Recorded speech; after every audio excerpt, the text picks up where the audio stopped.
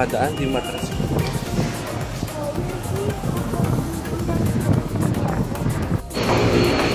Good day guys. Meron nga pala tayong tatagpuin na Grab driver kasi naiwan namin yung cellphone sa kanyang Grab.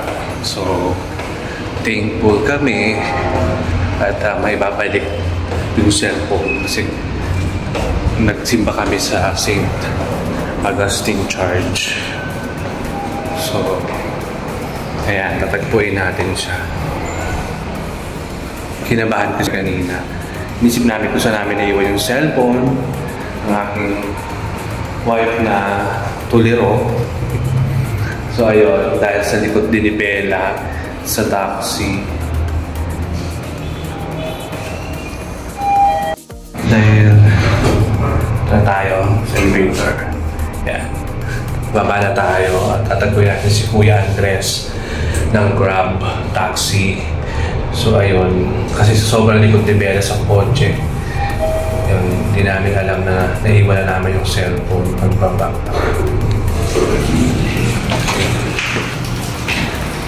Sunod tayo.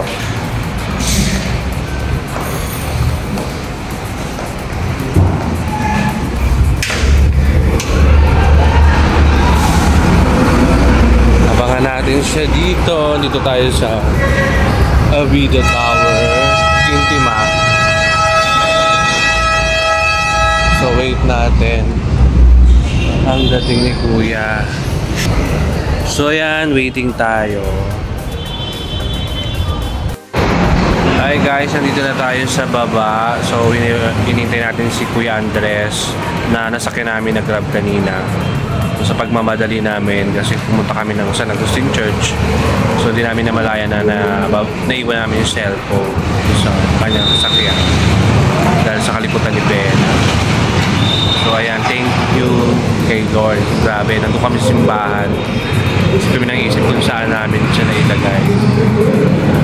And ayun, bumalik po sa simbahan, hinanap ko baka sa simbahan, pero nagdasal na lang ako na sana maibalik yung cellphone. At thank God naman at may mga mabubuting taxi driver or Grab driver pa rin dito sa Manila para may balik yung cellphone. Ayan, thank you kay Kuya Andres at may babalik yung cellphone namin. Ayan, cellphone ng aking wife. Ayan, sobrang importante pa naman. So, lesson learned. Huwag iwanan ng cellphone. Ilagay agad sa bag. So talagang hindi natin na maiiwasan na ma-misplace natin yung cellphone kahit hawak natin siya everyday, diba? Pag naging busy tayo, sa minuto talagang mawawala. Ayun, buti na lang talagang may babalik yung cellphone. So hintayin natin si Kuya Andres dito. Tayo.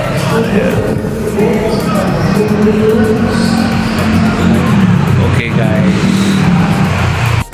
At syempre, bibigyan natin ng reward si Kuya Andres dahil na ibalik niya yung ating cellphone sa konting halaga. Makakatulong po sa kanya sa maghapon niyang pagdadrive. So ayun muna, deserve niya magkaroon ng gantimpala dahil mabait siya dahil binalik niya yung cellphone. So maraming salamat Kuya Andres. Ako naman talagang kampante naman ako pag talagang pinag-pray mo kay Lord, ibabalik niya talaga sa'yo. So ayun, hindi kami nagpanik, talagang inisip lang namin, sabi ko na lang may balik na lang, yan, pray na lang. Doon lang naman namin talaga naiwan sa kotse. Kaya ayun, so wait natin si Kuya, wala pa siya. So thank you ulit Kuya Andres, shoutout sa'yo. Sana marami pang katulad mo na mga driver na binabalik yung mga naiwan sa iyong kotse. Ayan, minsan pa naman tayo lumuwas ng Manila tapos ganito pa, diba? Mawawala pa tayo ng cellphone. Ako nandiyan na siya. Okay guys, see you later.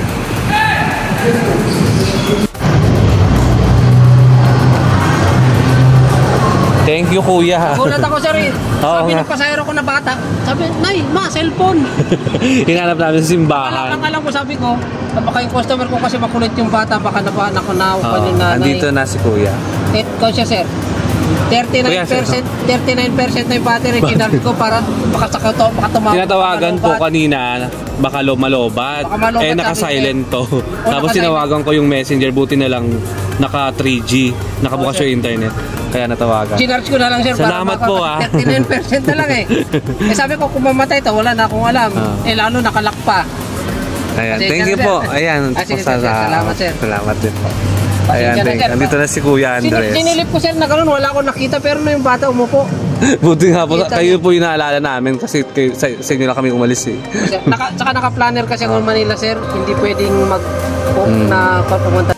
So, ayun na. Ito na po yung cellphone na kuha na namin kay Kuya Andres. Thank you po kay Kuya Andres.